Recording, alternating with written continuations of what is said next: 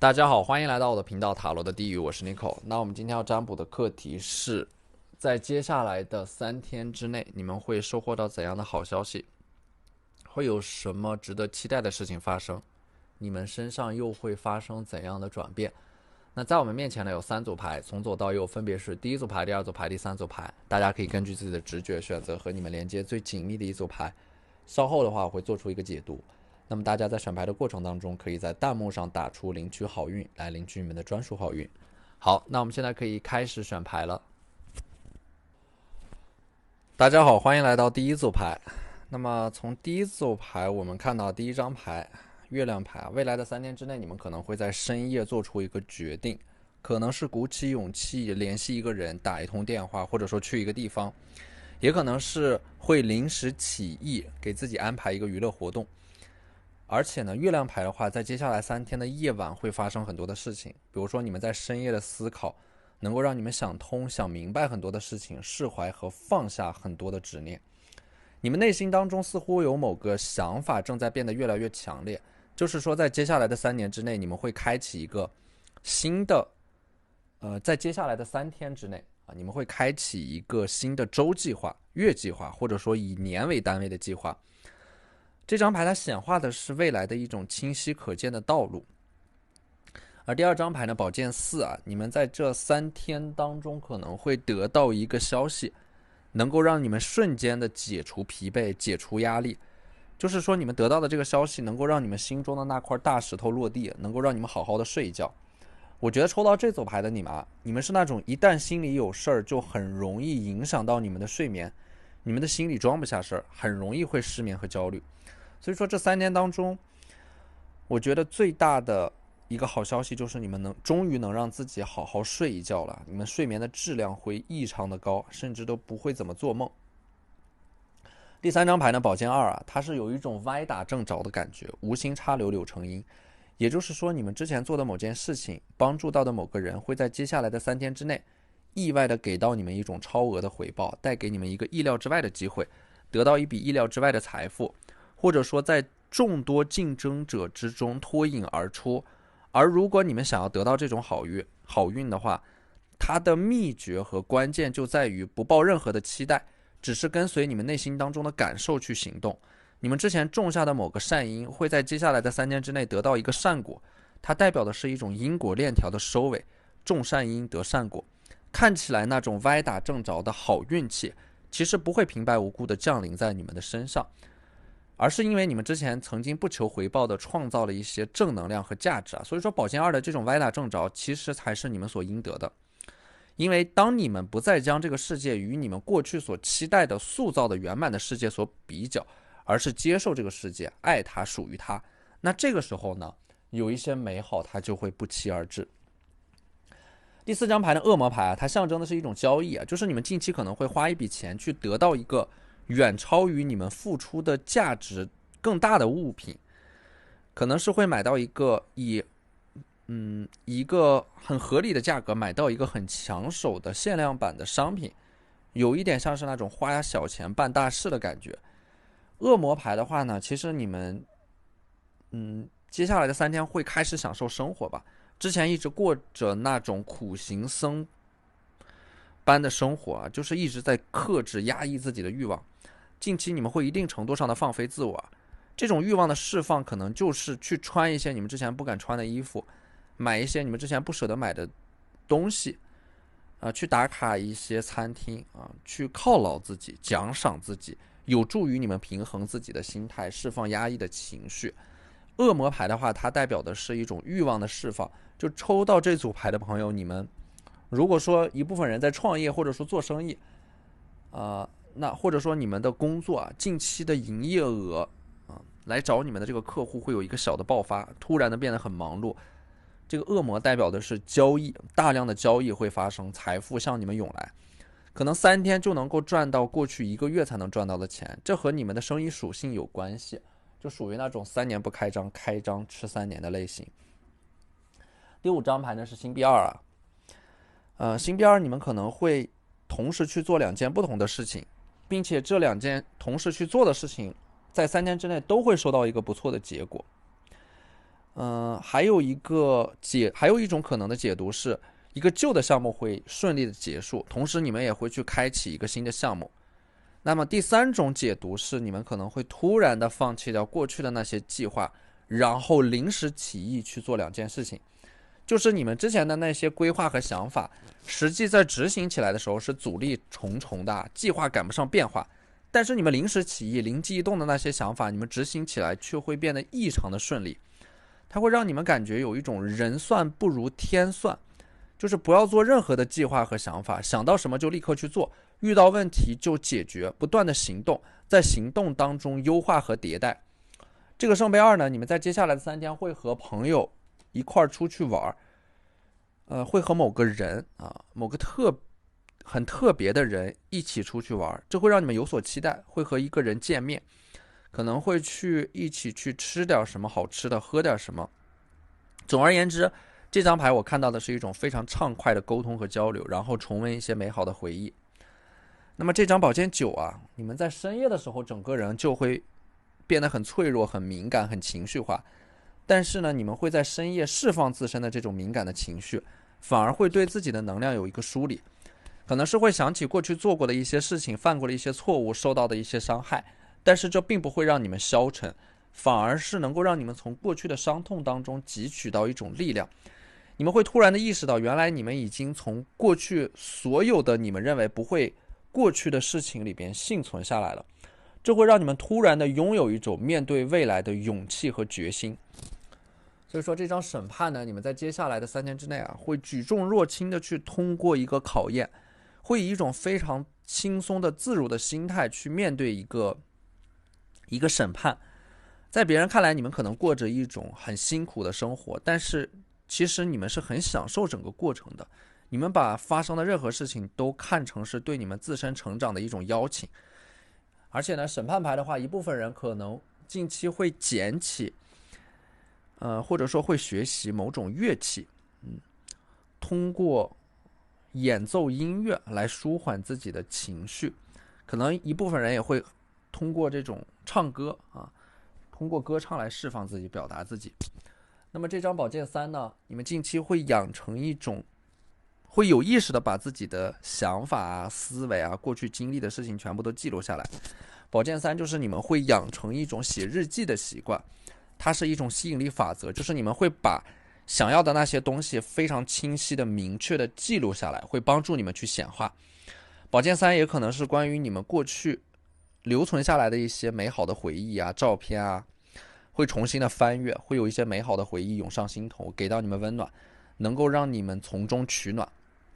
这个圣杯4呢，你们整个人在陷入到情绪非常低迷的阶段的时候，会收到一种肯定和赞美，会有人给你们雪中送炭，非常耐心的陪伴在你们的身边在接下来的3天，他会带着一个圣杯来到你们的身边这张牌我看到的其实是一种陪伴的力量，就是即使你们身处困境，也总是有一个人能够陪在你们的身边，给你们提供这种情绪价值。有一个固定的人，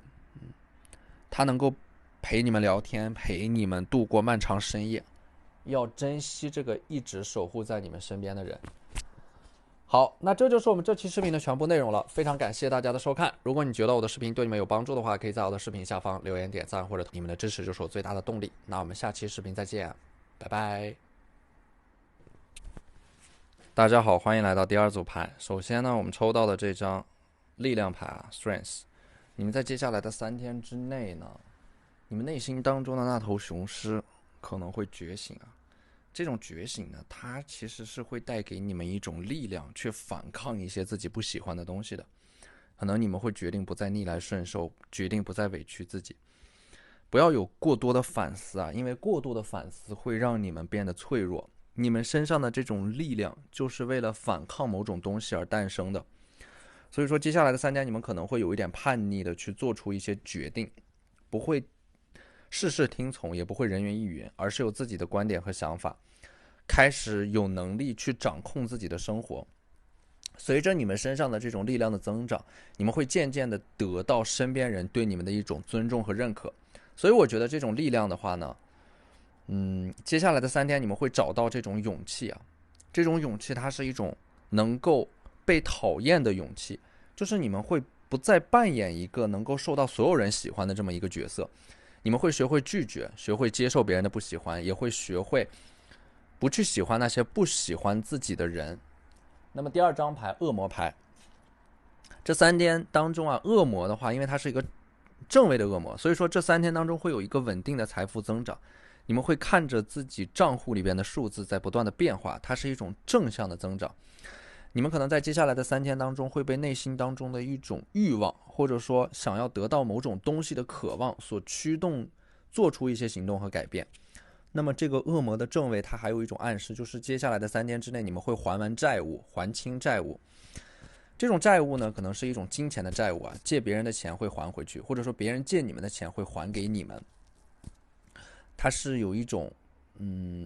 它是有一种清理的能量在里边的，就是你们之前所拖欠的不仅仅是金钱，可能是某种人情债啊、学习、工作上面的债，它都会在接下来的3天会彻底的被处理和结束啊。你们会有一种如释重负的感觉啊，在重压之下的一种畅快感。那么第3张牌呢，圣杯1，你们在接下来的话，可能会有一个人主动联系到你们，会给你们发来消息啊，因为这个消息啊，因为圣杯它本身可以代表的是一种信息啊，一种信息能量的传递啊，这个消息可能会让你们2个人的关系被激活，会让你们看到关系进一步发展的可能性。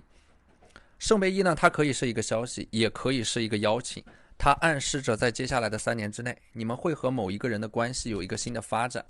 而且圣杯的话呢，在接下来的3天之内，如果从事的是艺术方面的工作的话，你们可能会有一些很神奇的灵机一动的天马行空的想法、创意或者说点子。这3天当中，你们会显化出非常活跃的思维能量。它有这样的一种暗示，就是你们之前在某个阶段被卡住了，某个问题解决不了，但是圣杯显化出来的这种创造力，你们换一种方式，这个问题立刻就能被解决掉。就是不要钻到牛角尖里边。有的事情，有的问题啊，它是需要你们运用一些创造力才能够解决的。它运用传统的方式可能没有办法解决，把自己抽离出来，换一种思维，换一种思考问题的方式和角度去解决问题，就能够让你们变得豁然开朗。第4张牌呢是逆位的权杖8，你们可能会体验到一种一觉睡醒之后啊，突然会有人给你们发消息，有很多人给你们发消息，会收到在短时间内收到大量的消息。而且呢，权杖8的逆位啊，你们在3天之内会有一个机会去做大量的运动，出很多的汗，但是运动过后会有一种很清爽的能量，你们的精神在运动之后反而会变得更好。那么第5张牌呢是逆位的圣杯3，你们会摆脱周围的噪音，然后开始独立的思考、独立的行动啊，同时也意味的是摆脱你们之前所依附的某种体制，它意味的是经济的独立，不需要依附任何人。逆位的圣杯3，我觉得你们可能在接下来会主动的去拒绝一些无效的社交，摆脱一个人或者说一个环境，从一种被消耗、被索取的状态当中解脱出来。逆位的权杖侍卫啊，我觉得这张牌还挺特别的。这张牌告诉你们，在接下来的3天之内，你们可能会忍住某种冲动，忍住自己联系某个人的冲动，或者说忍住某种行为，因为这种行为可能是它是一种不好的习惯，会给你们带来一种负面的影响。这种不健康的生活习惯会打破你们之前所计划好的一些事情。所以接下来的3天呢，逆位的权杖侍卫就是你们能够克服自己短期的欲望和冲动，以一种更自律的方式带来长期的回报和发展。这张星币4呢，你们能够面对诱惑，坚守住自己的本心。星币4它有这样的一种暗示，当你们能够克制住自己的某种冲动，管住自己的手，避免陷入到消费主义的陷阱当中。这张牌你可以把它理解成为是你们之前没有买的一个东西啊，在接下来的几天你们会突然发现它降价了，或者说你们之前没有买的一个东西，你们在3天之内可能你们会突然的意识到，好像这个东西也不值得你们去花那么多的钱，或者说你们在接下来的3天之内会发现一种方式或者说捷径啊，可能不用花什么钱也能够达到相同的目的啊，就是有一种省下的钱就是赚到的感觉。这张吊人的逆位呢，你们在接下来的3天之内可能会摆脱自己身上的枷锁，做一些有一点离经叛道的事情。而且这些事情它都是很小的事情，但是我觉得它能够说明你们身上的那种叛逆的精神或者说态度。比如说染一个颜色很鲜艳的头发，穿一些能展示自己身材的衣服，大胆的推进一段关系，说走就走的旅行。吊人的话呢，其实它有这样的这样的一种暗示吧，就是你们之前在一些事情上面有很多的顾虑啊，束手束脚，但是接下来你们是能够放开手脚去实现自己的一些目的的，会突然的得到了很多自由选择的权利。可能是你们之前一直在上班，然后在接下来的3天之内会突然的被通知放假，或者说有一个调休的机会，它就是有一种束缚和限制被解除的意味在里边。然后呢，这张宝剑一，宝剑一的话呢，有一种集中，就是在接下来的3天之内，你们会变得异常的有耐心啊，它是一种能够透过现象看到本质的能力。正是因为你们能够看到本质，所以你们才能够异常的有耐心，整个人很清醒，非常的理性。宝剑一它是有一种集中的训练，打磨自己的能力，会有大块的空白的自由的时间来去做自己想做的事情。你们近期的个人能力会有一个大幅度的提升啊，专注力很强。宝剑的话呢，本身就是你们在用一种正确的方法去做正确的事情，会享受到某件事情带来的快乐。而且呢，宝剑它有这样的一种魄力，就是当断即断，任何消耗你们的人和事都会被你们迅速的斩断。宝剑的上面有一个皇冠，说明你们在接下来的3天之内会通过一个考验，而且通过这个考验能够取得一个不错的结果，会得到一种对你们能力的认可和肯定，也可能是签署某个很重要的文件，收到一个证书之类的东西。宝剑的话呢，它就是在暗示你们会顺利完成一个挑战较大的项目。而死神牌呢，它也是你们在翻山越岭之后啊，人生就会看到新的风景。死神它总给我一种能量交替的感觉，就是这3天它其实是一个过渡期，有一种沉舟侧畔千帆过，病树前头万木春的希望啊，在前面等着你们。好，那这就是我们这期视频的全部内容了，非常感谢大家的收看。如果你觉得我的视频对你们有帮助的话，可以在我的视频下方留言点赞，或者你们的支持就是我最大的动力。那我们下期视频再见，拜拜。大家好，欢迎来到第3组牌。首先我们抽到的这张星币2，你们在接下来的3天之内，整个人可能会从一个极端过渡到另一个极端。比如说你们之前有一大片空闲的时间，那么接下来你们可能会突然的变得忙碌起来，突然的找到自己的人生方向，踏上了一个正轨。如果说你们之前一直都很忙碌，那么在接下来你们就会得到一个假期，让自己有一个缓冲的时间和空间。这张牌呢，它其实就象征的是从一种生活方式切换到另一种生活方式，在这种变化当中，你们会得到成长，会体验到一些新的不同的能量。星币2呢，它还有这样的一种这样的一个信号，或者说你们会体验到这样的一种很神奇的时刻，就是2件看起来毫不相关的独立的事情，在你们去同时推进它们的时候啊，这2件事情它会有一个协同和联动的效应。就好比是你们在学习一门新的语言，你们会意外的发现在生活当中很多地方都有一些你们刚刚学习过的单词，能够帮助你们更好的去理解这个世界。这张牌其实就是在告诉你们，你们学习的一项技能能够在另外的一些领域当中得到应用和发展。第2张牌呢是命运之轮啊，接下来你们会转运，时来运转，因为命运之轮是正位的，所以说命运之轮在接下来会推着你们往前走。命运之轮会逆转，可能说之前你们苦苦追寻的一些目标，追逐的一些人，随着这个命运之轮的逆转会反过来追逐你们。这个命运之轮就告诉你们，你们不仅仅是命运的承受者，你们同样也是命运的创造者。所以命运之轮这张牌它看起来很宏大，但是我相信这是你们在接下来的3天之内会做的一个深度的思考和总结，就是你们会意识到，如果你们不能主动的去把握命运，你们就会成为命运的奴隶。所以说这个命运之轮我看到的是一种不屈服、不妥协，勇敢的行动去创造属于自己的命运的这么一种能量。然后第3张牌呢，逆位的星币1，这张牌代表的是在接下来的3天之内，你们可能会发现之前